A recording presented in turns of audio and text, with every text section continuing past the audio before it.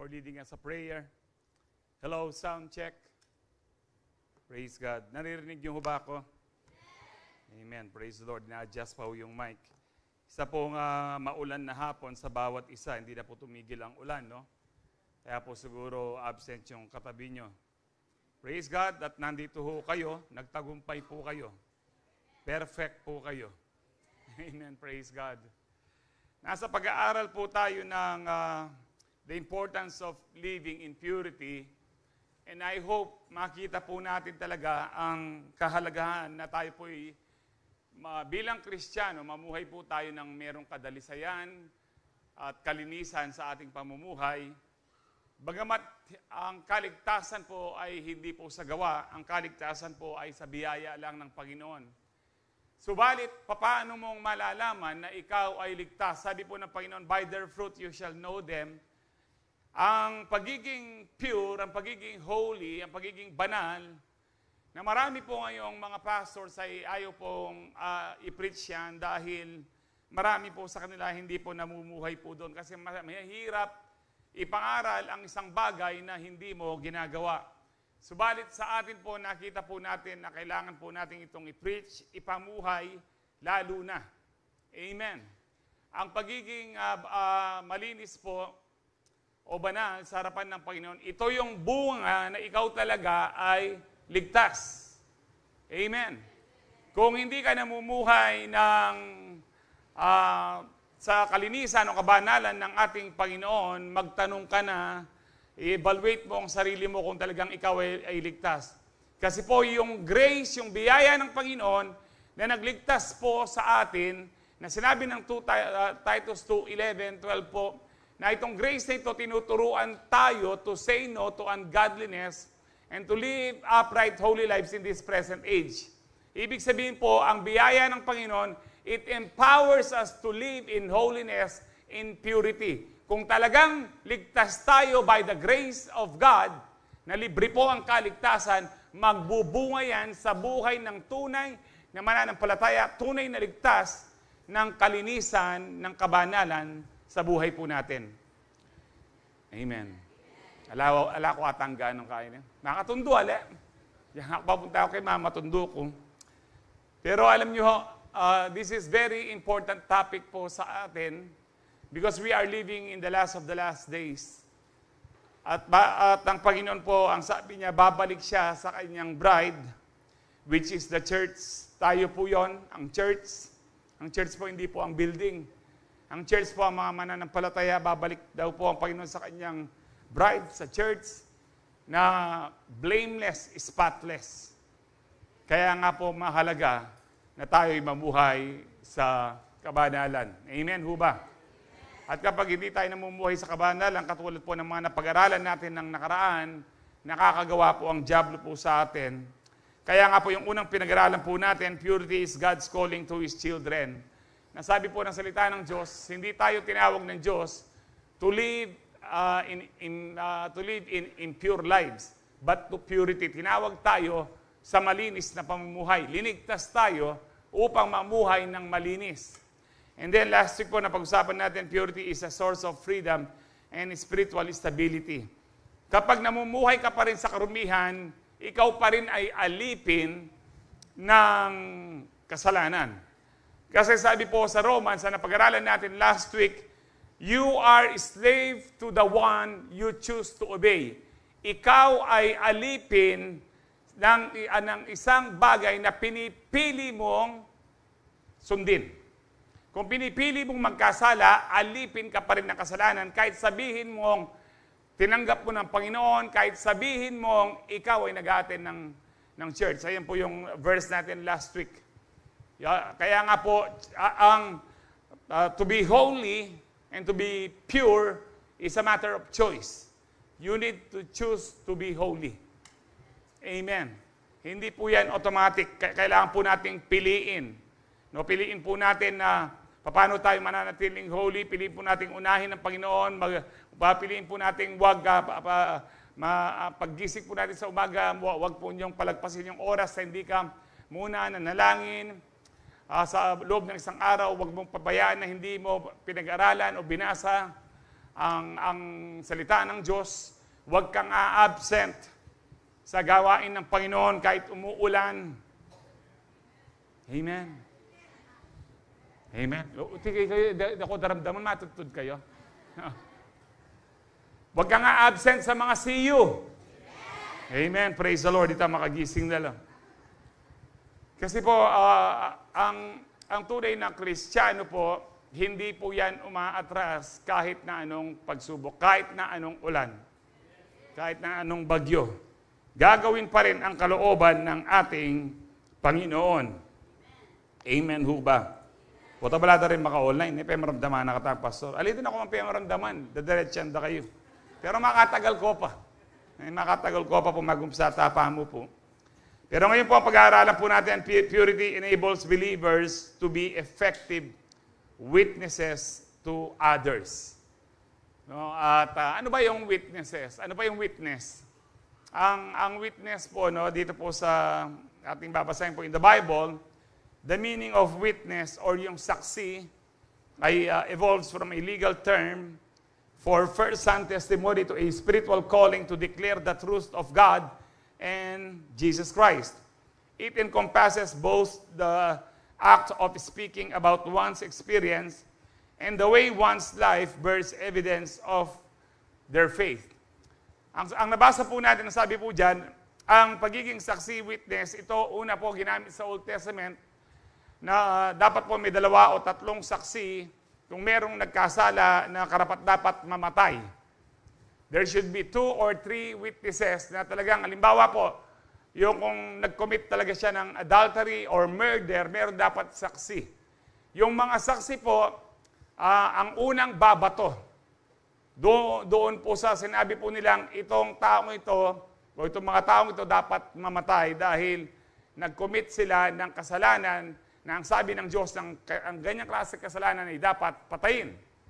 Kaya kung naalala niyo po, yung pong dinila po ng mga Hudyo sa Panginoon na nagkasala daw po ng pangangalo niya o adultery yung babae, and then sumulat ang Panginoon sa lupa. Naalala niyo ho ba yun? And then, nung sumulat po siya sa lupa, sabi po niya, tumayo po siya ang walang kasalanan sa inyo, ang unang bumato. Dahil una po sa lahat, kung talagang yung babae ay nagkasala po ng adultery, dapat kasama yung lalaki.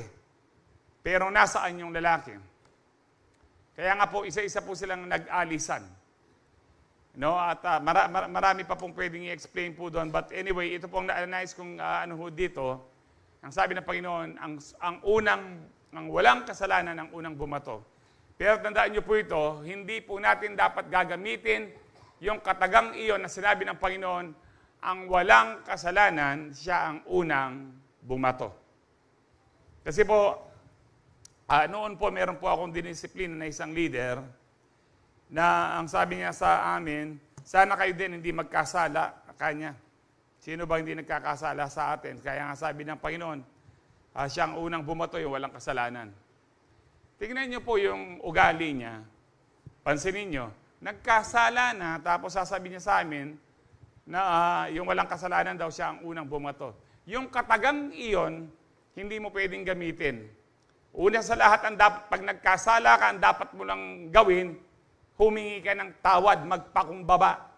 Hindi yung depensahin mo pa ang sarili mo. Because yung katagang, ang sino mang hindi nagkasala, siya ang unang bumato, ang pwede lang gumamit noon ang Panginoon. Kaya nga po yung babae, hindi niya sinabing tumayo siya. Oo nga, sinong walang kasalanan sa inyo? Kanya. Siya, una, batuhin niyo ako. Di ba, yung marami sa inyo, customer ko pa, ganyan. Hindi po niya ginawa po yun. Dahil alam nung babae, wala siyang karapatan na sabihin yon na ang sino mang walang kasalanan siya unang bumato, si Jesus lang. Kasi si Jesus lang po ang walang kasalanan. Anong dapat natin gawin pag nagkasala tayo? Magpakumbaba lang po, humingi ng tawad. Amen. Sa isang church po noon, meron po dinisiplina ng 2 pastor, ang senior pastor. Sa tagal daw ng panahon, nagreklamo sila sa senior pastor nila. Ang tagal na namin naglilingkod dito, pastor, kanya. Minsan lang kami nagkamali. Bakit ganito ang nangyari? Ano pong ginawa ng senior pastor? restore sa posisyon? Hindi po. Tinanggal niya. Lalo niyang tinanggal sa posisyon. Dapat ho ba yun? Opo. Nasaan po yun sa Bible? Kilala niyo po si Moses. Kilala niyo po o kailangan pakilala kayo? Si Moses po, ang dami po niyang ginawang mga milagro. Siyempre po, ginamit po siya ng Panginoon. Yung 10 plagues, hinati niya ang dagat. No? Marami pong, pero one time, ang sabi ng Panginoon, kausapin mo na lang yung bato, wag mong hampasin para lumabas yung mineral water. Anong ginawa ni Moses? Sa init ng ulo ni Moses, hinampas niya yung bato. Lumabas naman po yung mineral water for the sake ng holiness ng Panginoon at saka po makainom ang mga milyon-milyong Israelites. Pero sabi ng Panginoon sa kanya, at saka po kay Aaron, dahil hindi nyo ako in-honor sa harapan ng mga tao, lalo na ikaw, Moses, hindi ka napapasok ng promised land. Anong sabi ni Moses? Lord, mula sa burning bush, ang dami mo nang pinagawa sa akin. Minsan lang ako nagkamali, hindi ako makakapasok ng promised land. Hindi nagreklamo si Moses. And that is why tinawag ng Diyos si Moses the meekest man on earth. Siya yung siya ang taong merong pinakamababang loob, si Moses. Pero uminit ang ulo. Pero hindi nagreklamo. Higit pa ba ho tayo kay Moses? No, yung sasabihin mong, Lord, kung kailan ako active sa church, tignan mo, Lord. Kahit na umuulan, nandito ako, Panginoon. Alam niyo po, hindi po natin pwedeng ipagmalaki sa Diyos ang ginagawa natin. Lalong-lalo na hindi tayo pwedeng magreklamo sa Diyos. Lalo lang tayong nagiging impure. Amen. Ating kubang kasabi yan eh. Now, ang witness po in the New Testament naman, ito po yung mga unang disciples na totoong nasaksihan nila si Kristo. Amen. Paano sa atin? Paano tayong magiging, sabi nga po natin sa title ng ating pinag-aaralan, tayo po ang pagiging malinis daw, it empowers us, binibigyan tayo ng kakayahan to be an effective witness. Paano tayong witness? Hindi naman natin nakita ang Diyos. Tinatawag pa rin tayong witness kasi nakita natin ang ginawa ng Diyos sa atin na binago tayo. Nakikita po natin ang ginagawa ng Diyos sa ating mga buhay na gumagawa po siya ng milagro. Hindi man natin nakikita ang Panginoon, pero nakikita natin ang kanyang pagkilos sa ating buhay. Ito yung wini-witness po natin sa kapwa po natin na, hoy, alam mo, buhat nung tinanggap ko si Kristo na bago ako. Dahil kay Kristo, pinagaling niya ako. Dahil kay Kristo, kung bakit ako mahaba ang buhay. Yun po ang ibig sabihin ng witness kayo. Ang bawat isa po sa atin na tumanggap kay Kristo ay mga saksi. Amen. Naunawaan ho ba natin ngayon ang saksi? So sa Christian context, ito po ay personal testimony. Yung nga sinasabi ko po sa inyo, hindi ko nababasahin po yan, no? Na sinishare mo kung sino ang tinanggap mo at anong ginawa ng Panginoon sa iyo. Ito rin po yung Great Commission ng sabi ng Panginoon, humayo kayo at maging saksi ko. Magpakarami kayo. No? Ano yung ibig sabihin po na magpakarami? Na marami kayong i-baptize, marami kayong i-disciple sa Panginoon. Ito po rin yung a way of life. Na dapat maging saksi ka, maging witness ka ni Kristo, makita sa pamumuhay mong na ikaw talaga ay tunay na Kristiyano. Amen ho ba? Napakahalaga po dito para po makita ho natin kung ikaw ay tunay na Kristiyano, makikita sa ating mga buhay. By their fruit, you shall know them. Dito po sa Proverbs 11:30, the fruit of the righteous is a tree of life, and he who wins souls is wise. Let's pray. Ama namin, maraming salamat po sa umagang ito, sa hapon po ito. Sa araw pong ito na pinagalob niyo po sa amin. Na binigyan niyo po kami ng kalakasan at buhay. Nakakatayo po dahil po sa iyong biyaya. Nakakakilos po dahil po sa iyong biyaya. Salamat po sa protection nyo, lalo na po sa mga kumakalat na sakit, Panginoon. patuloy mo pong protektahan ang bawat isa po sa amin. Lord, na hindi po kami dapuan ng anumang mga nauusong karamdaman ngayon, katulad po ng influenza, Lord, ng obosipol, lagnat, ng pneumonia. Lord, hindi po namin tinatanggap ang lahat ng yan na plano ng diablo sa amin. Ang tinatanggap lang po namin ay yung mabuting plano mo sa amin, Panginoon. Let your will be done and let your kingdom come. Salamat po, Panginoon. At sa hapon pong ito, turuan mo po kami, Banal na Espiritu, open the eyes of our understanding, that we may receive your full revelation, full blessings from your word.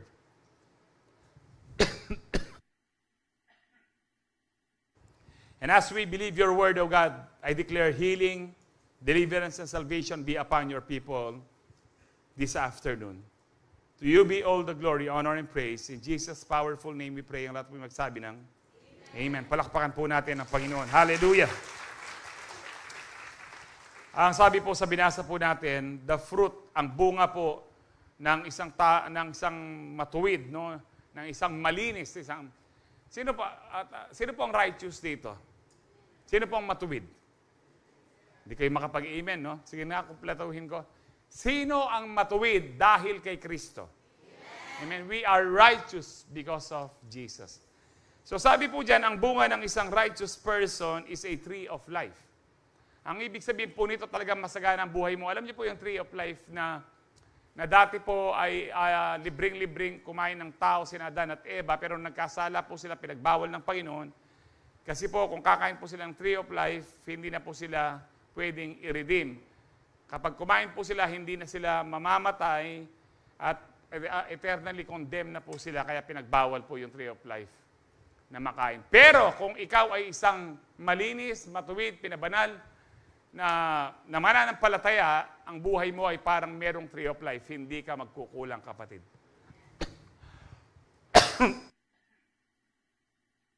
Excuse me po. And he who wins souls is wise. Ang sino man daw pong nagdadala ng kaluluwa sa Diyos ay isang matalinong tao. Sino na po sa inyo ang nagdala ng kaluluwa sa Panginoon? Kung hindi pa ho kayo, alam niyo po, ang sabi po dyan, hindi lang soul, kundi po souls, maraming kaluluwa. Amen. Bakit matalino daw o marunong ang isang tao na nag-iikayat ng kaluluwa upang maligtas? Una sa lahat, kung alam mo ang tunay na kaligtasan, alam mo ang tunay na Diyos, at alam mo na yung tao kapag hindi niya tinanggap si Kristo, pupunta siya ng impyerno, bakit hindi mo sinishare? Ikaw ay nagiging mangmang.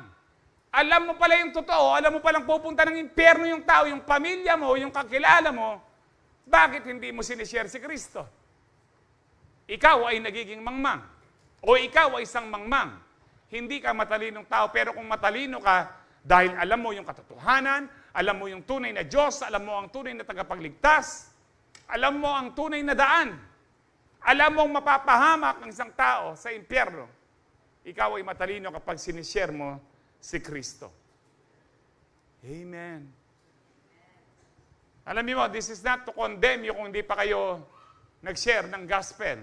But this is to empower you, to encourage you na talaga pong dapat nating ibahagi si Kristo. The gospel. Magiging mangmang po tayo, pero ang iba sa atin, bakit hindi natin sinishare ang gospel? Hindi talaga tayo sigurado kung si Kristo nga ang tagapagligtas.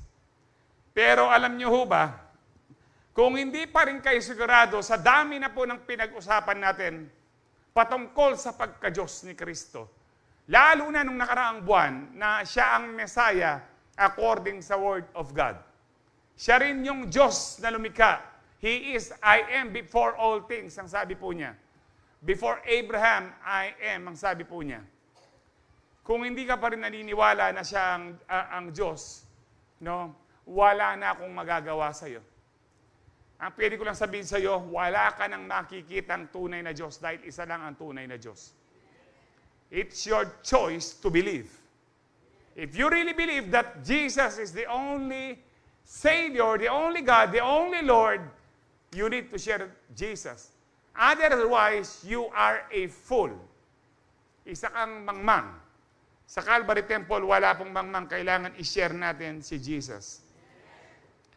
Ito po yung pinag-uusapan po natin ngayon. Marami po kapag sabi ko nga po sa council, sa mga pastors and elders, so sinishare ko po ito nung last Friday, ang mga ganitong message, kokonti lang ang nag-amen. Kasi marami pong mga Kristiyano, gusto po nila yung bless sila, solve yung problema, kasama mo ang Diyos, totoo po yung lahat ng yun at mahalaga.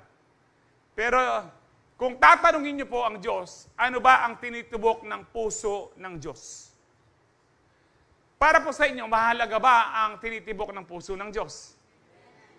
Ang ibig sabihin to, ano ba yung gusto ng Diyos? Sa mga mahal po natin sa buhay, sa mga anak natin, asawa po natin, kapag meron silang gustong bagay, dahil mahal po natin sila at kalugod-lugod po sila sa atin, kahit po hindi natin kaya yung gusto po nila, kakayanin po natin, mag-iipon po tayo. Halimbawa po, yung anak po ninyo, gusto po niya ng bagong cellphone, iPhone. Dahil mahal na mahal mo, kahit mahal po siya, ano pong gagawin nyo? Ibibigay mo po. Bibili mo po siya ng bagong cellphone. Vivo.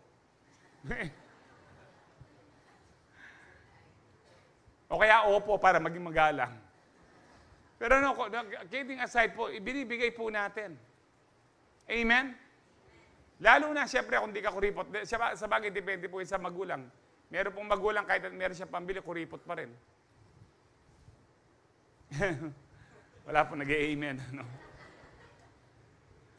Sa mga, ganito na lang po, yung pong mga nanligaw na po sa atin, yung nasa courtship stage po tayo, yung pong mahal na mahal mo yung boyfriend mo or girlfriend mo, hindi ho ba kapag may okasyon, birthday o kaya Pasko, gagawin mo yung, ibibigay mo yung kaya mo na best mo. Bakit? Dahil mahal mo yung tao. Tanong ko po sa inyo ngayon, at alam ko naman po ang isasagot nyo, pero itatanong ko pa rin, mahal ho ba natin ang Panginoon? Ngayon, kung merong tinitibok ang puso ng Panginoon, meron siyang gusto, handa ho ba natin ibigay? Ibinigay na po natin ang ating buhay, hindi ho ba? Pero meron pa siyang gusto. Alam niyo po yung heartbeat ng Diyos? Kaluluwa. Kung bakit ibinigay ng Diyos sa kanyang bugtong na anak upang mamatay sa krus ng Kalbaryo, para maligtas ang bawat isang kaluluwa. Hanggang ngayon po, ito ang tinitibok ng puso ng Panginoon. Kung hindi natin ginagawa yung tinitibok ng puso ng Panginoon na maligtas ang kaluluwa, paano mong sasabihin na mahal mo ang Diyos? May kausap ba ho ba ako? Kaya nga po kung hindi pa ho kayo nagwi-win ng soul, it's about time. Lalo na sa pamilya po ninyo. Ito po ang pag-aaralan po natin. Alam ko na pinaghandaan na po namin ito. Hindi po ganito kalakas ang amen pagtungkol sa evangelism. Hindi ganito kalakas ang amen pagpatungkol sa winning souls. Mas malakas ang amen kapag merong blessing. I-bless ka ng ano. Pero, mas mahalaga po ito dun sa itatanggapin mong blessing. Ito po talaga ang blessing. Kasi po, mabless ka ng mabless, yumaman ka man ng yumaman, pero hindi mo madadala sa langit yan. Wala tayong madadala sa langit. Ang pwede mo lang dalhin sa langit, kaluluwa. Ang madadala mo sa langit, ang mahal mo sa buhay, kung dadalhin mo sila kay Kristo. One of these days, mamamatay din ho tayo. Kung di pa magra-rapture. At ang mga nangyayari po sa paligid po natin na sunod-sunod na bagyo at sunod-sunod na lindol, hindi po normal yan. Bagamat sabi po ng mga taga-PhilVolks, normal daw po yan. Dahil normal na araw-araw may lindol. Pero hindi normal yung lindol na malakas araw-araw. Totoo pong normal na gumagalaw po yung lupa araw-araw. Pero hindi normal po yung halos araw-araw malakas ang lindol. No, Luzon, Visayas at Mindanao. Merong mensahe ang Diyos. At I hope nakikita po natin ang mensahe ng Panginoon, repent and remain holy. Dahil sabi po ng Book of Revelation, sa mga huling araw, ang masama, magpapakasama pa, ngunit ang pinabanal ng Diyos, dapat lang na magpakabanal pa. Lahat po ng pinabanal ng Diyos, magsabing Amen. So mag-start na po ako, 3:03 na po. Number 1, living in purity makes you more effective witness because purity makes you a credible witness for Christ. Kapag malinis ka, meron kang integridad na magsalita patungkol sa kabanalan ng Diyos. Magsalita patungkol po sa kaligtasan. Ang hirap pong magsalita patungkol sa kaligtasan na wala kang integrity. Na hindi nila nakikita sa iyong pamumuhay. Now, para makita po natin, ano ba yung credible witness? Paano mo malalaman na ikaw ay credible witness? May mga talata po sa Biblia na ang pagpili, sabi ni Paul, pagpili mo sa isang leader, ito, mga qualification na dapat malinis, banal yung isang leader. And hindi lang po ito applicable sa elder, pastor o leader. Ito po ay applicable sa bawat mananampalataya. Dahil kung ikaw ay mananampalataya na, ikaw ngayon ay leader na. Hindi kayo maka-amen, no? Pero explain ko sa inyo, paano kang naging leader, kapatid? Ang leader po, ibig sabihin nito na meron kang posisyon na mataas. Ang leader, ang ibig sabihin po ng leader, you are leading the people to Christ. And therefore, you are a leader. Kung nililid mo yung kaibigan mo, pamilya mo, kay Kristo, dinadala mo sa sambahan na ito, dinadala mo kay Kristo, therefore, you are a leader. You are leading people to Christ. So ngayon, maliwanag ho ba na kayo ay leader din? So anong qualification ng mga leader? Anong qualification ng isang tunay na Kristiyano? Dito po sa 1 Timothy 3:2-4. So sabi po dyan, so a church leader must be a man whose life is above reproach. Walang kapintasan. Walang nakikita po sa iyo na born again ba yan? Nakikita ko nga tumataya ng weteng.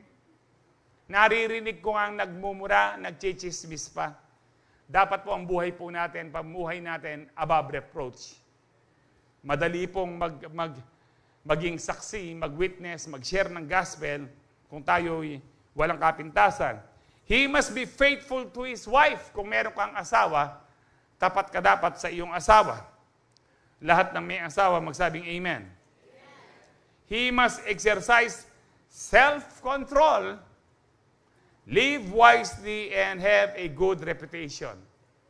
Gusto ko mag-focus sa self-control, which sa mga CU, including po sa CU natin ko kay Brother Jasal Ayon of Judah, ang isa po sa nawawalan ng self-control, marami sa mga lalaki na nagda-drive, ay yung pong sa driving. Sino pong nagda-drive sa inyo dito? Naranasan nyo na ba yung ginit-gitan ka, kinat ka, tapos nawalan ka ng pasensya, hinabol mo, binuksan mo po yung bintana. Narinig niyo po yung testimony ng isang ating kapatid ng Wednesday na last week po ay meron po siyang muntik ng nagkasagian po sila. To make the long story short, hinabol po niya. Pagkabukas po ng bintana, ang sabi po nung dalawa po kasi sila, no? Pero siyempre isa lang yung driver po doon. Pero yung nakaangkas, ang sabi po niya nung pagkabukas ng bintana sa kanya, no, kakausapin po sana, what the F? Ang sabi po niya. And then, ayan po, nagano na ho sila, nagsigawan na. Itong member po natin. Sabi niya, ipapupulis kita, magdidemanda. Marami pong nangyari. Nagpunta ng pulis, meron na pong demandahan. To make the long story short, nag-away po. No? Hanggang nung natapos, paalis na lang, ang sabi ng Holy Spirit sa kanya, bumalik ka, humingi ka ng tawad. Humingi ka ng pasensya. Nagsigawan na po eh. Ayaw niya. Dahil naalala po niya yung about purity. Na dapat maging puro. Bumalik po siya, sabi po niya, doon sa dalawa, pasensya na kayo, kanya patawarin niyo ako. Kalimutan na natin yung nangyari. Kasi pinapasabi ng Diyos, pinasabi ng Holy Spirit. Alam niyo po yung dalawa, sabi niya, Kristyano po kayo, born again kayo? Sabi niya, oo, kanya kasi, kaya nga bumalik ako, humingi akong tawad. Alam niyo po sabi ng dalawa, pati yung nagsabi ng what the F? Kami rin po, kanya. Palagay ko yung what the F, ano po yun? What the faith? No. Alam niyo po yung sabi nila, na Calvary Temple din sila. Pero hindi nga lang dito, yung mga affiliate po natin, may Calvary Temple Ministry International dito sa Anunas po kasi malapit po doon yun. Alam niyo po, kapag nawalan ka ng self-control, nawawala yung credibility mo, buti na lang bumalik. Meron nga po sa atin, no, nag-confess po sa amin, Pastor, kaya katamo niya mo po yun eh. Ala na naman yan eh. Nasagi po yung ano po niya, yung bagong sasakyan niya. Ay, nino kaya ba't iba yung sasakyan ka rin, Pastoran? Tapos, yung nagmamaneho, yung anak po niya, inano po niya, yung nakamotor po, kinuwelyo niya. Kamamo ko, sabi niya, Kenny, mamalagwa ka kanya, sabi niya. Tapos, lagi niya, daming taong nanonood. Biglang nagbago yung ano niya. Ken tutuki, mamalagwa. Nawawalan po tayo ng ano. Siyempre, no, kung ikaw ay pastor, ay ang tanong namin kailan pa yan, matagal na daw. No? Kahapon pa lang. Hindi, last year pa. Kaya nga po ako ngayon, pag nagagalit po ako, sasabihin ko sa nanano ka, o tiya ka mimingat, magpakamati ka, dami mo ko pa. Minsan nakasakay po yung aking pamilya, yung anak ko sabi niya, Daddy, nakasarado yung bintana mo. Ikaw naman, kung marinig ka ako.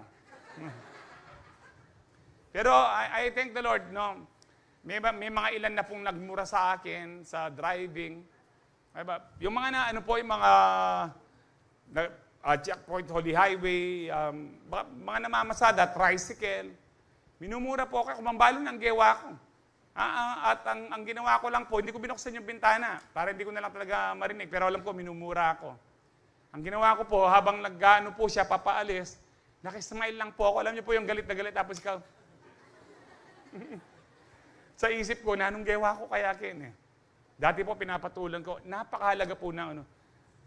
Kasi po noon, may mga ganyan po ako, no? Kahit noon po, no? Kasi 60 years akong pastor. Yung unang-unang nagpapasok po ako, mainit pa ang ulo ko, inahabol ko pa ho yan. Ano ka, Brad? Umamalagwa ka, kaya may akong maranong, ganyan. Tapos pag alis ko, maya-maya, taga lang magatay niya Calvary Temple ita. Lord, patawaran mo ako. Sabi po dito, self-control. Amen.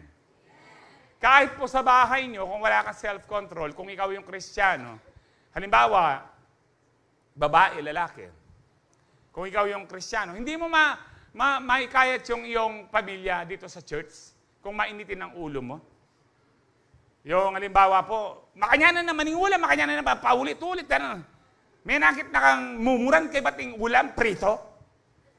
Dapat kanini manyaman, sabo. Kanya. Di na may sabo yung prito.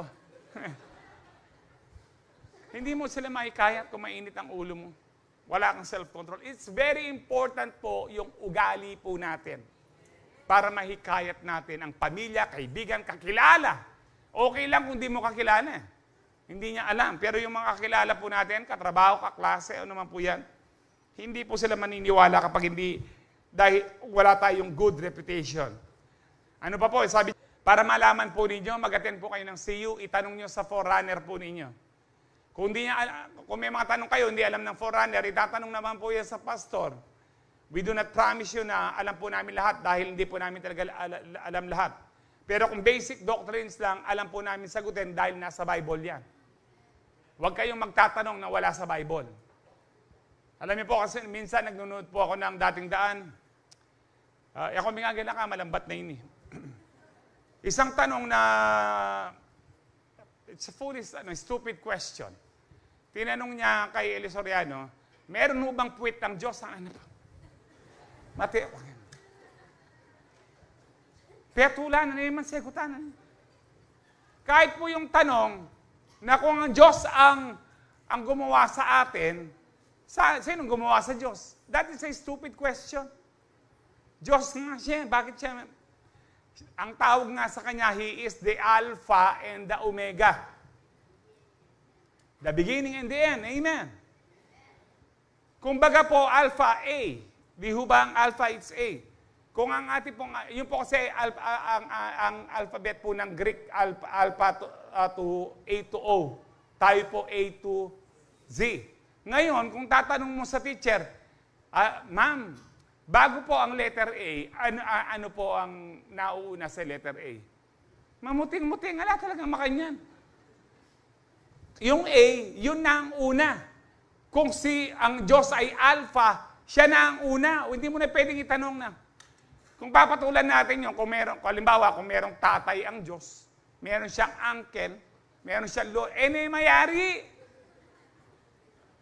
Kaya, sa Diyos po yung ang umpisa at ang katapusan. Kaya huwag tayong magtatanong ng mga stupid question na wala po sa Bible. Amen. And there are things that are mysterious. Ang sabi po ng, I think, Deuteronomy 29, I don't know, pero sabi po doon, secret things belongs to God. Things revealed, yung mga pinahayag na mga bagay para po sa atin. Ang unang revealed sa atin si Kristo, siya ang tagapagligtas. Ito po yung mahalaga. Revealed sa atin, paano tayo mamuhay na talagang masigurado natin na tunay nga tayong ligtas. Ito po yung mahalaga. Huwag niyo yung pag-aralan. Meron bang kayang planeta? Meron bang alien? Ano ngayon kung may alien o wala? Kung hindi ka naman ligtas. Naunawaan niyo ho ba? Amen. So mahalaga po ito, na able to teach. Alam po natin kung paano natin ituro kung sino ang tamang daan, kung ano ang born again. Verse 3, he must not be a heavy drinker or be violent. Hindi daw po sugapa sa alak, lasinggero. Wala na pong lasinggero sa Calvary.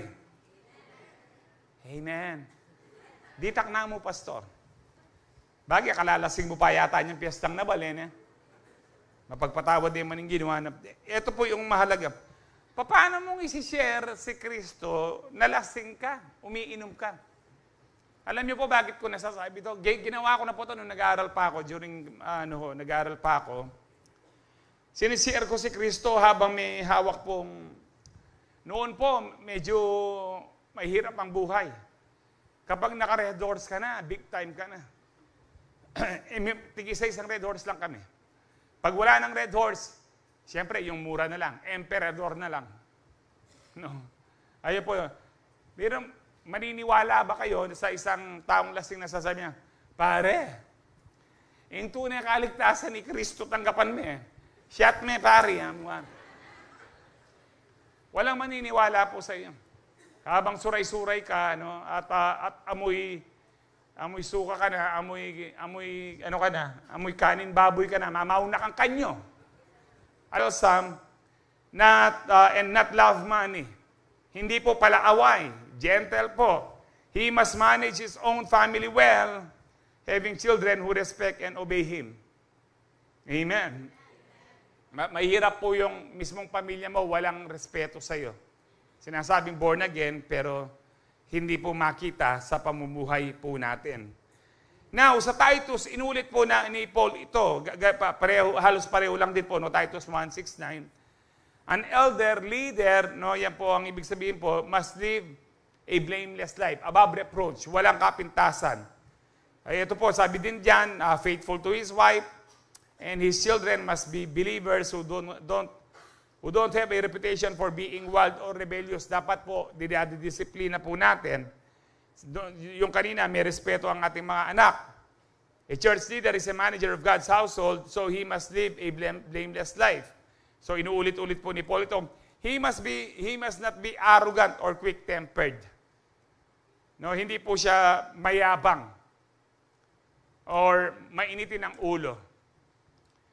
Alam niyo po, napansin niyo ho ba, tayong mga kapangpangan, sino pong kapangpangan dito?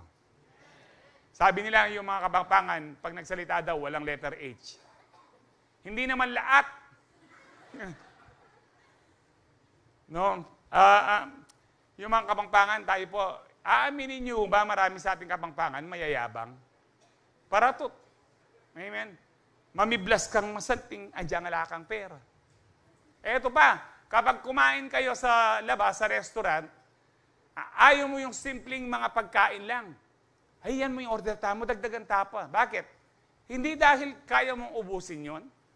Dahil doon sa pinapakita mo na bongga ka. Kami po hindi. Kami, ang mga pamilya po namin, pag nag-order po kami, kung ano lang. Na anong pakialam da? Yung kita mo yung order, nagapang-isipan dampur kami, napakialam da. Actually po kayo, pinapakialaman nyo ba yung nakakikita? Ay, karakal da order, ay karitak na order. Hindi, ala ka man pakialam mo rin. Tayo lang po yun, dahil mga kapangpangan, mayabang tayo. Amen. Ang isip mo, ay total kaya naman, ibalot ta naman. Alam niyo po, anong sabi po ng Bible kay James at saka sa Peter? Panabi no ng gidudeng, paratot, pero rin mapagpakumbaba at ilang biyaya kay Diyos. Tatagalugin ko po para kayong Tagalog. Tinataboy ng Diyos ang mga palalo. Alam niyo po yung palalo, sobrang yabang. Kaya nga po, palalo lalong mayabang. No? Palala ng palala, lalong lumayabang. Kaya nga siguro palalo. God opposes the proud but gives grace to the humble.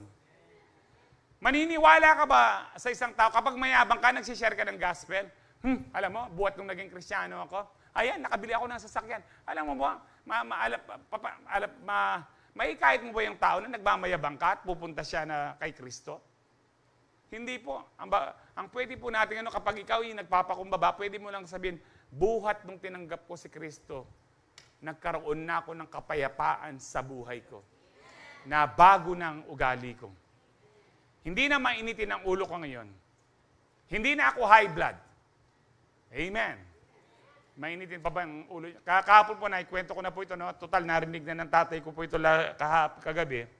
Kami po kasi, tatay ko po kasi mainitin ang ulo. May lahi po kami mainitin ang ulo.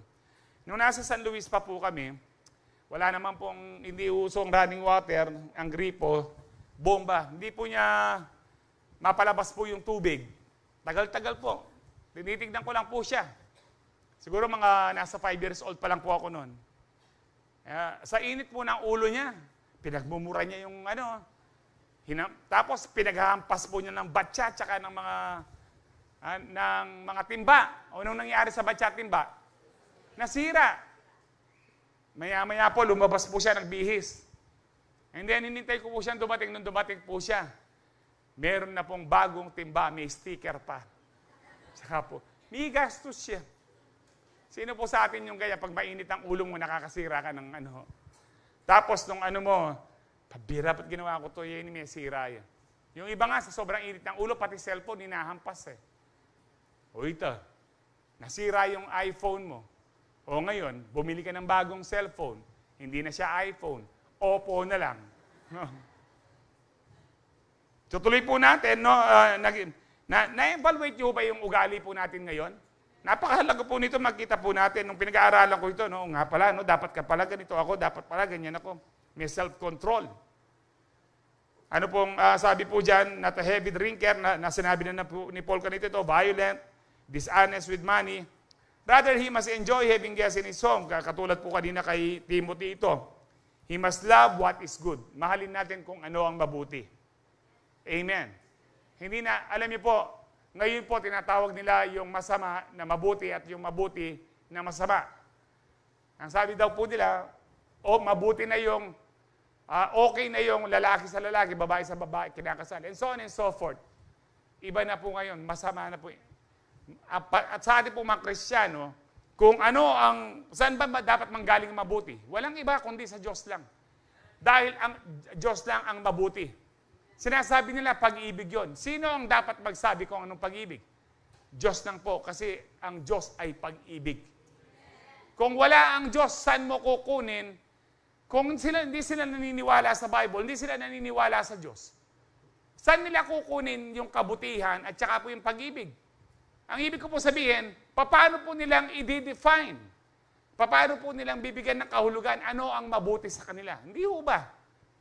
Saan nila kukunin yung, ito yung para sa akin ito yung mabuti? Magiging relative na lang po ang katotohanan. O yung pong pagiging mabuti, ay kanya-kanya para sa akin, ito ang mabuti. Para sa iyo, yun ang mabuti. Pero ano bang sabi ng Diyos? Tandaan niyo po ito, Diyos lang ang pwedeng magsabi kung anong tama at mali, kung anong mabuti at masama. Diyos lang ang pwedeng magsabi kung ano ang pag-ibig. Amen po ba? Amen. Ay, 3:23 na, hindi ko pa mo po. First point pa ho tayo. Anyway po, ano po sabi po dyan? Live wisely and be just. Nasabi na po natin kanina yan. Live a devout and disciplined life. Napakahalaga po ng disiplinado pong pamumuhay natin. Disiplinado sa prayer, disiplinado sa ating mga pag-uugali, disiplinado sa ating pagsamba. Kahit na umuulan, nag-a-attend pa rin ho tayo ng CU ng ating pananambahan. Verse 9, he must have a strong belief in the trustworthy he was taught. Napakahalaga po nito. Dapat po matibay ang iyong paniniwala na wala nang ibang kaligtasan kundi si Kristo lang. Paano kung tatayo na sasabihin mo, ay si Kristo lang na hindi ka sigurado? Ako po noon, nung high school ako, tsaka college, hindi talaga ako nagsishare, bagamat Kristiyano na ako, dahil hindi ako sigurado na ako, confused pa ako.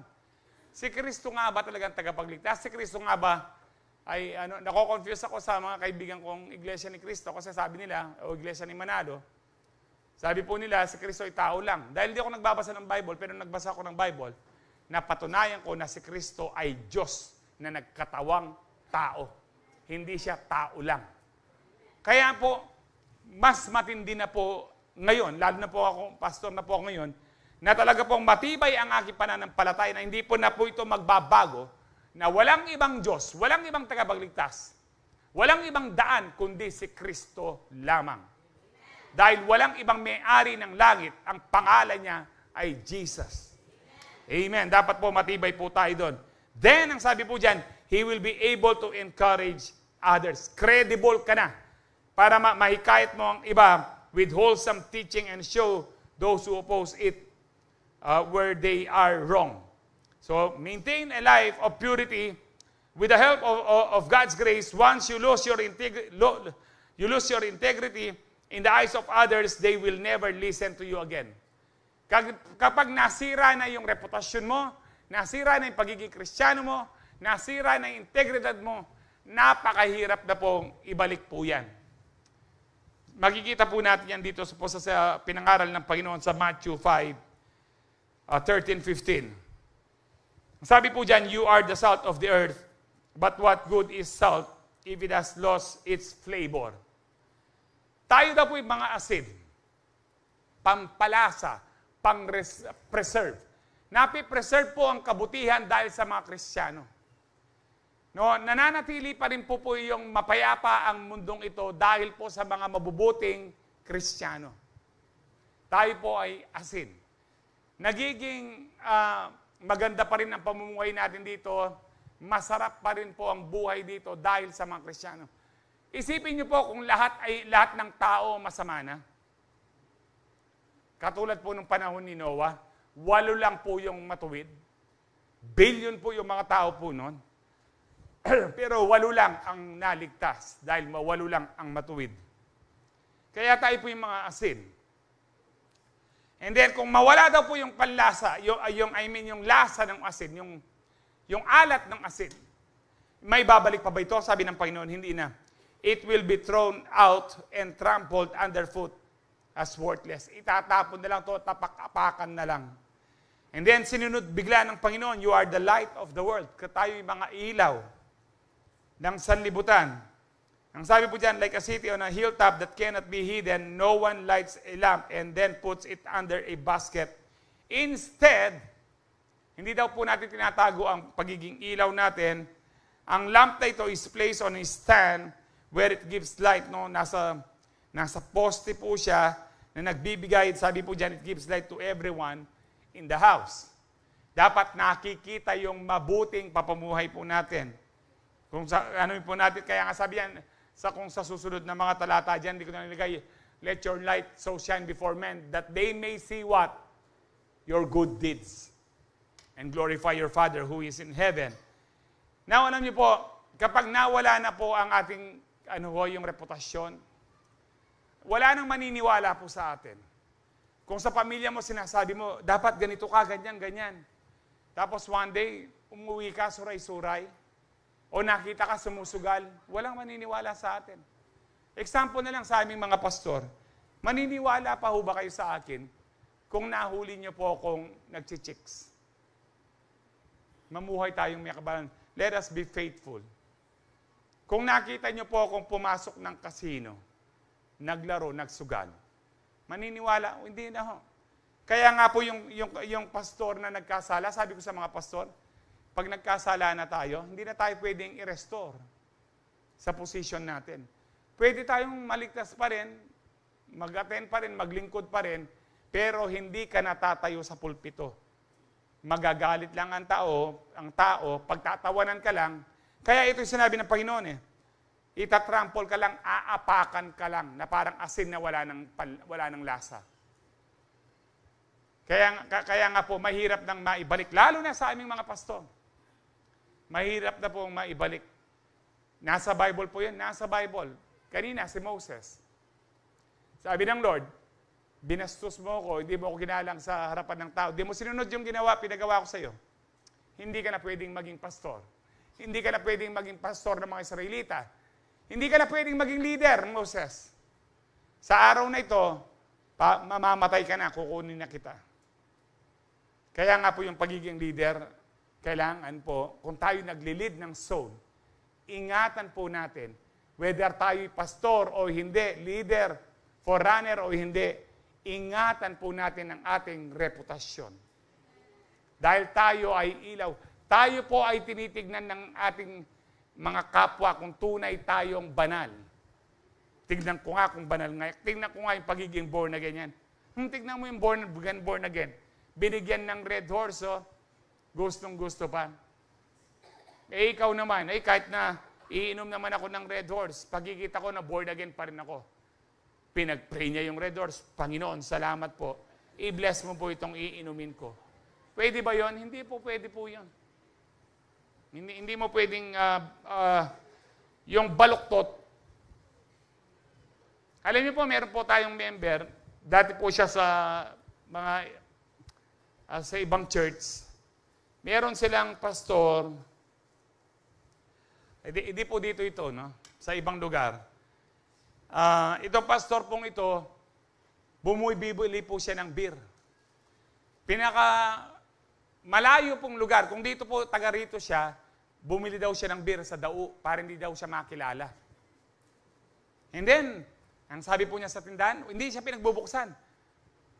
Salwa ng beer, pabili ng beer. Kaya kumakatok, ang tagal, hindi binubuksan. Ngayon pala, member niya. So, sa kakakulit ng pastor, binuksan ng member niya.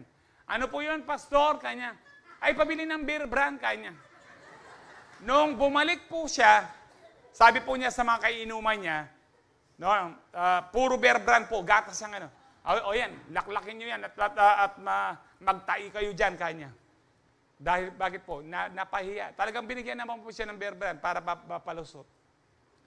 Alam niyo po, kung minsan, ang Diyos na po ang nagpapahiya sa atin para hindi tayo mapahamak.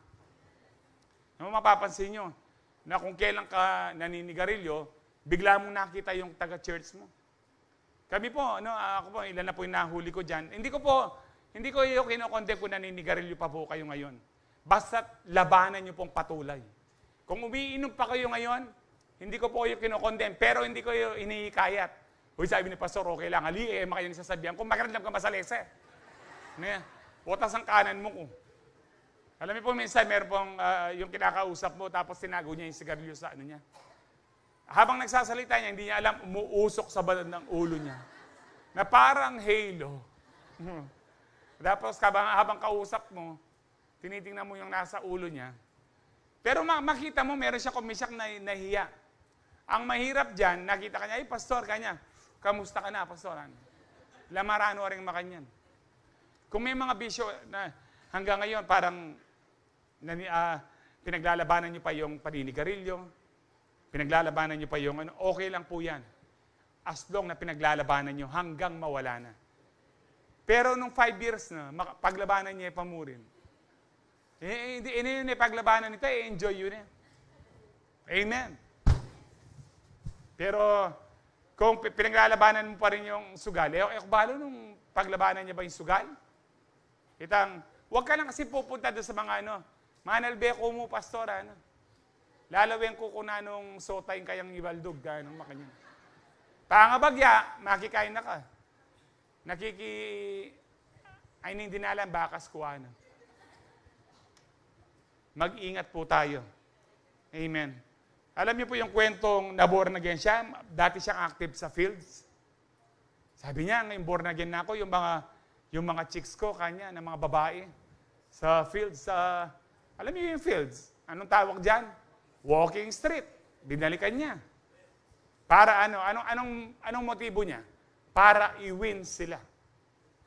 Nung nandoon niya, makatupis siya mo. Lord, cover my eyes, kanya. Pero tinuloy pa rin niya. Umupo po siya. Anong nangyari? Siyang napainom. Nung lasing na po siya, at meron ng hindi magandang ginawa yung babae sa kanya, dati po pag gano'n, binigyan siya ng beer, Lord, cover my eyes, kanya. Pero ininom pa rin niya. Tapos yung babae po, inakbayan na po siya. Alam niyo ang prayer niya? Lord, cover your eyes, sabi na po. Si Lord na pinapakover ng eyes. Kapag kahinaan mo, huwag mong puntahan. Layuan mo yung tukso. Meron bang ganyan sa Bible? Wala po sa Bible yung, tukso, layuan mo ako. Kay Eva Eugenio lang yan. Kilala Eva Eugenio? Halinan eh. Di nga luwaki kayo, gamatuhan na kayo, magkunwari ko, pang kunwari, kilala eh. Buriyo yan, malamali, Miley Cyrus ko pa eh. Sa Bible po, si Joseph the Dreamer, tinakbuhan niya ang tukso. Palpalayo. Amen. Hindi po yung minsan po kay Pastor Israel, sa mga pulis po yung niya. Sabi po ng pulis, Pastor, papaano po kanya kung yung tukso siya nang lumalapit sa'yo? Siyempre, palay na yung lumalapit. Paano kung palay na yung lumalapit? Ang sabi ni Pastor is, manok ho ba kayo para tukayin nyo yung palay kanya? Hindi tayo manok. Tao tayo na merong Holy Spirit. Amen. First point ko pa mo. Hanggang na mo atang first point eh. Amen.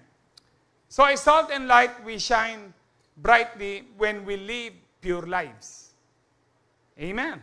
But if we compromise our testimony, people will trample it underfoot. Sabi dyan, let's prioritize purity and preserve our witness for Christ. Number 2, purity empowers you to be confident. Witness. Kapag alam mong meron kang tinatago, hindi ka kumpiyansa na magsalita. Minsan hindi ka kumpiyansang mag-pray. Oy brother, di ba born again ka? Ikaw mag-pray. Hindi ka kumpiyansang mag-pray. Naalala ko po nung kabataan po namin. Birthday po nung youth leader po namin. Yung pinag-pray po niya, yung kanyang pamangkin. May tinatago pala yung pamangkin niya. Alam niyo po yung prayer niya? Imbes na ipag-pray yung pagkain, sabi po niya. Ayaw niya nung una, Uncle, ayoko kanya. Hindi, mag-pray ka kanya. Tagal mo ng Kristiyano. Ikaw ang mag-pray sa pagkain kanya. Sige na nga po, Uncle. Kaya nung nag-pray po siya, Panginoon, patawarin niyo po ako sa aking kasalanan. Yung ginawa ko pong ganito kahapon, Panginoon, patawarin niyo ako. Alam niyo po kami, habang nagpe-pray siya, tumatawa kami, natatawa kami kasi pinag-pray po niya repentance. Hanggang matapos po siya, repentance, hindi niya pinag-pray yung pagkain. Bakit? Wala siyang confidence. Bakit? Hindi siya namuhay with purity. Kapag pure ka, pag sinabi sa iyong mag-pray ka, magpe-pray ka. Amen. Sabi po sa 2 Timothy 2:21, the Lord wants to use you. Sa ano lang po pala ESV, no? 20:21. Now in a great house there are not only vessels of gold and silver, but also wood and clay. Some for honorable use. Ang honorable use, ito po yung gold and silver. And some for dishonorable use. No? Some for dishonorable. Ito po yung mga kahoy o mga clay. Now, hindi po totoong hindi na ginagamit ng Diyos yung maruruming tao o masamang tao. Lahat ng tao pwedeng gamitin ng Diyos. Lahat. Si Nebuchadnezzar, si Pharaoh. Sino pa sa New Testament? Si Judas. Ginamit ng Diyos. Pero for dishonorable use. Pag nagamit ka sa dishonorable use, impyerno ka pa rin. Bakit nagagamit ng Diyos? Kasi ang Diyos ay sovereign. Siya ang pinakamataas, siya ang pinakamakapangyarihan sa lahat. Na kahit si Satanas, pwedeng gamitin ng Diyos para matupad yung plano ng Diyos na hindi alam ni Satanas. Kaya nga po nang nabuhay mag-uli si Satanas, nabuhay mag-uli si Satanas. Panyabiyak ko. Nabuhay mag-uli si Lord, si Jesus. Si Satanas po at ang kanyang mga kampon nag-meeting, nagsisihan. Sabi po ng isang demonyo sa kanya, sabi ko na kaya ka boss, sana makain na sa pingilan da, lako da kasungi, anong makain yan. Mali-mali ako. Ginamit may pamoy Judas, boss, lem mo na. Yan palaytang kain na, yeni, alata ng power. Ang sabi po ng Bible, tinanggal na po yung kapangyarihan ng kaaway si Satanas dahil sa ginawa ni Kristo. Bakit? Kung ang sabi po ng Bible, kung alam lang nila, ito pala yung sekreto, ito pala yung divine mystery na maliligtas ang tao at mawawalan ng kapangyarihan ng kasalanan, mawawalan ng kapangyarihan sa Satanas, hindi na po nila itutuloy. Hindi na po nila itutuloy. Palagay nyo kung alam ni Satanas na ito pala yung kapangyarihan na maligtas ang tao at kapangyarihan na mawalan ng kapangyarihan si Satanas, itutuloy ba ni Satanas yun? Hindi na. Hindi niya alam. Nagamit siya. Nagamit po siya. Tayo po pwedeng gamitin ng Diyos kahit marumi tayo. Noon po na ako ay worship leader kahit 3:40 na po. Total alas 6 pa mo yung Dex kay. Amen? So diren nyo ko po hanggang 5:45. Amen. Pero actually maranop na ako kanini. Yung piyangan ko mo, kakain ka ng sabi ng miss ko. Piyangan ko mo, papaya. Churururut. No. No, ka rin ako. Huling maranop na ako. Worship. No. Nung worship leader po ako,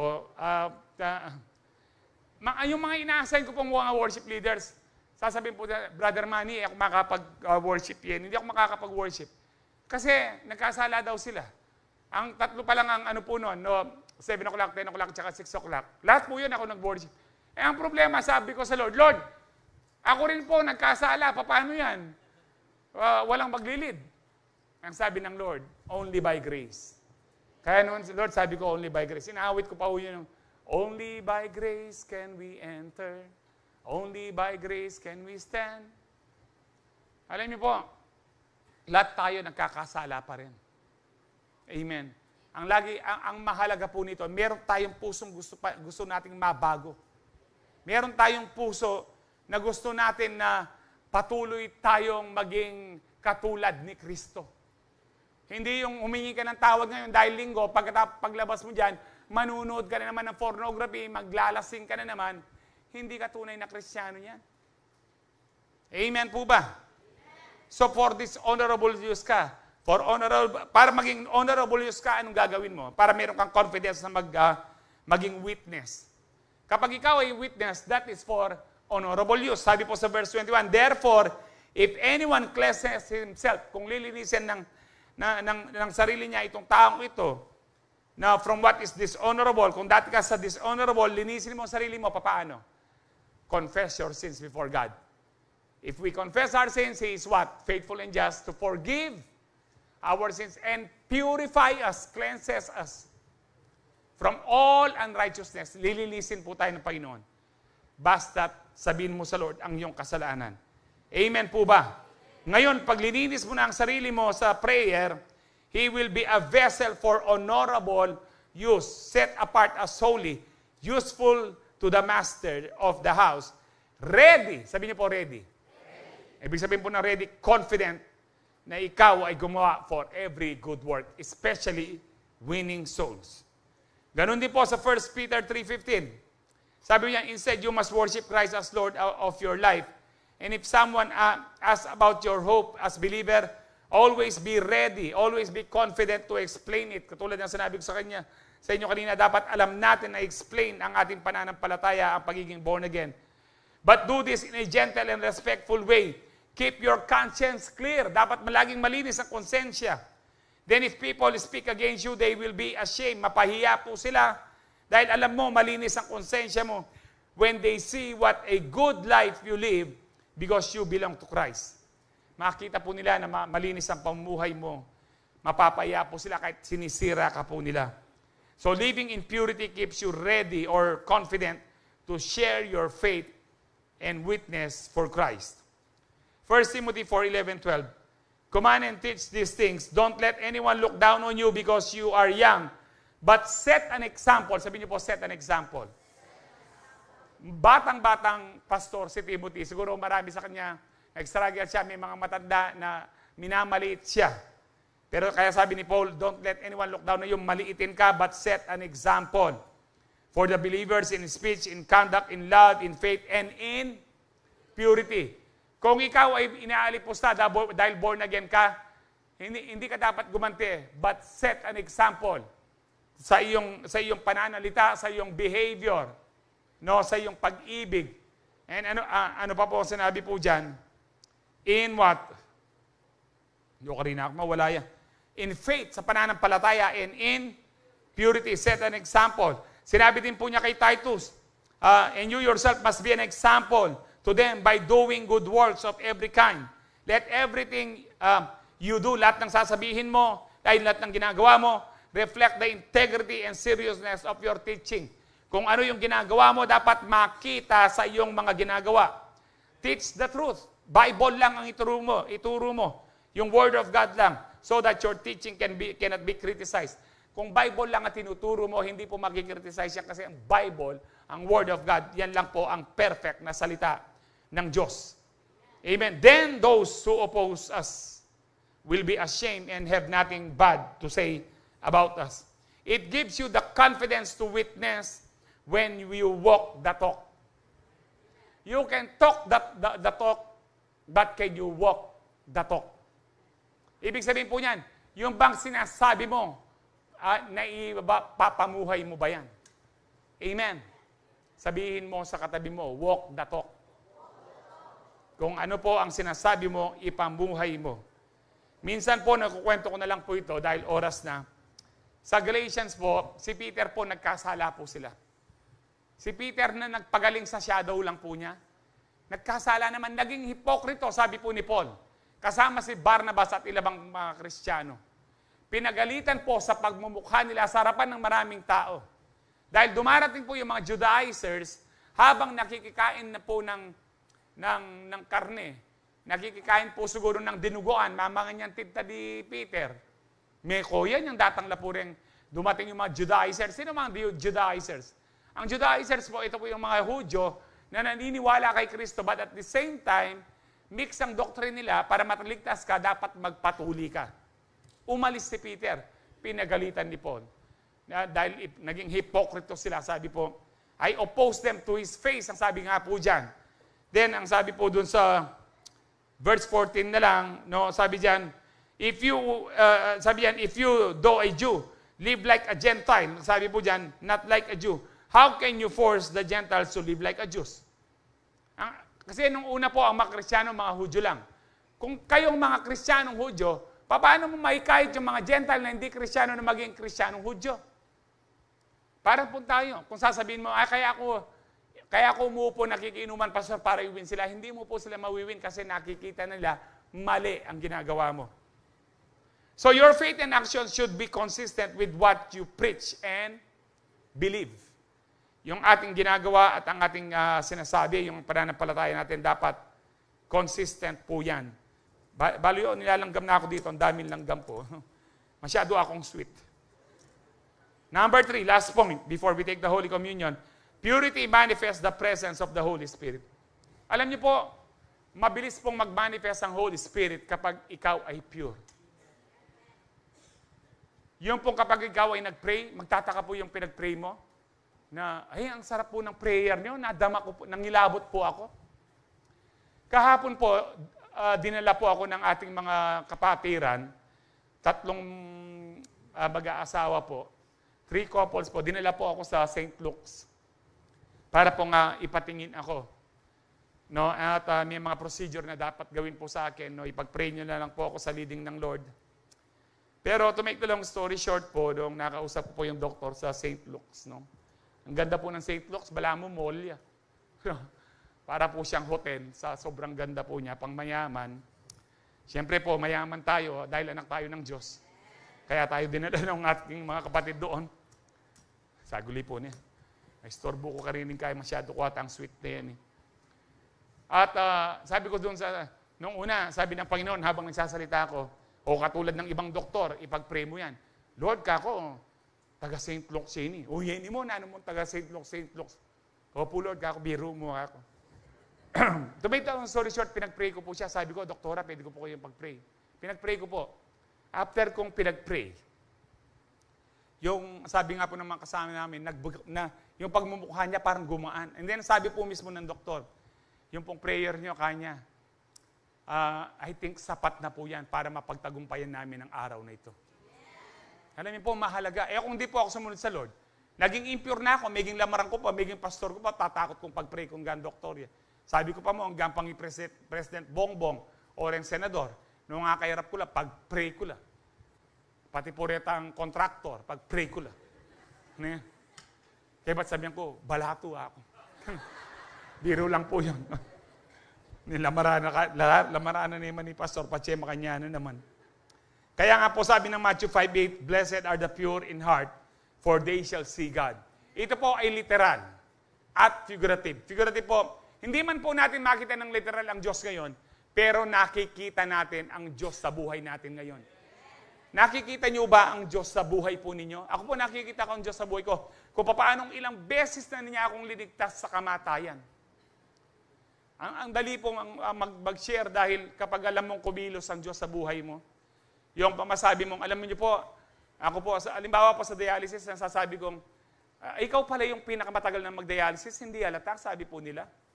No, yung pong mga ganyan, na mga ilang buwan lang pa lang silang nagda-dialysis. Sabi ko po, dahil lang po yan sa Panginoon. Kung bakit buhay ako ngayon. Katulad po ng inawit natin kanina, I am alive to tell a story. How I've overcome. It is His goodness and mercy. I'm alive to tell a story. How I've overcome. It is goodness and mercy. And the power of His blood. Alam niyo po, kapag meron kang testimony na may ginawa sa'yo si Lord, madali lang pong mag-share. I-share niyo lang po kung anong ginawa ni Kristo sa inyo. Pero dapat po lagi tayong merong pure heart. Sa mga Wednesday service natin, ang bilis pong kumilos ng Diyos. Hindi po dahil sa pastor o sa akin po na tumayo dito. Dahil po sa mga pure heart na uhaw sa Panginoon. Kapag uhaw ka sa Panginoon, nagma-manifest ang Holy Spirit. Kapag pure ka, ang sinumang pag-pray mo, nagma-manifest ang Holy Spirit. Katulad po sa Book of Acts, kwento ko na lang po. Nung po na-baptize na ng Holy Spirit si Peter, bakit po? Naging pure na po sila. Na-consecrate po sila, nalinis po sila dahil 10 days po silang nagpe-pray na walang humpay bago dumating ang Holy Spirit. Nung na-baptize sila ng Holy Spirit, dahil pure na si Peter, holy na siya, no, at pina-empower na siya ng Holy Spirit. Nung nag-preach po siya, ilan yung naligtas? 3,000. Bakit? Nag-manifest ang Holy Spirit. Bakit?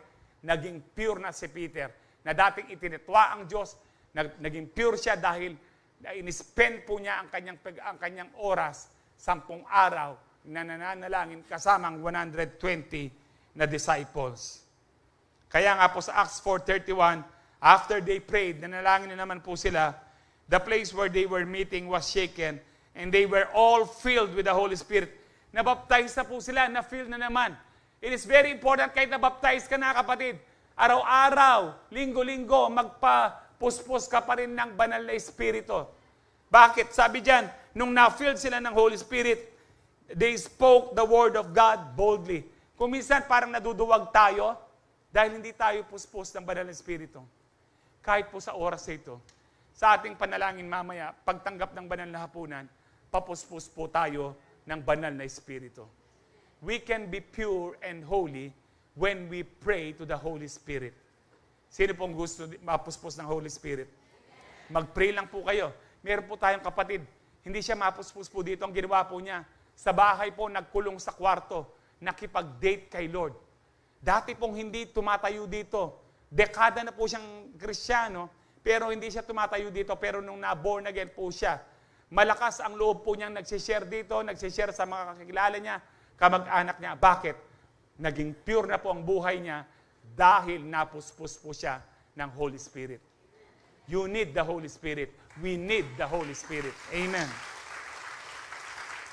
So prayer is the first step to purity. Kapag nag-pray ka, nag-spend ka ng time, napupuro tayo sa presensya ng Lord. Through prayer, the Holy Spirit empowers you to be confident witness for Christ. Amen. Sinong gustong mapuspos ng Holy Spirit, magsabing praise the Lord? Praise the Lord. Amen. Sino po ngayon, gagawin po ninyo ang tinutubok ng puso ng Diyos? Ano ang tinutubok ng puso ng Diyos? Sino po ang magiging witness para kay Lord? Magsabing praise the Lord. Amen. Palakpakan po natin, Lord. Tayo po lahat ay tumayo. Mag-review po tayo. Purity enables believers to be effective witness to others. Purity makes you a credible witness for Christ. Purity empowers you to be a confident witness. And purity manifests the presence of the Holy Spirit. Sige po, habang tayo po ay siniserve ng Holy Communion,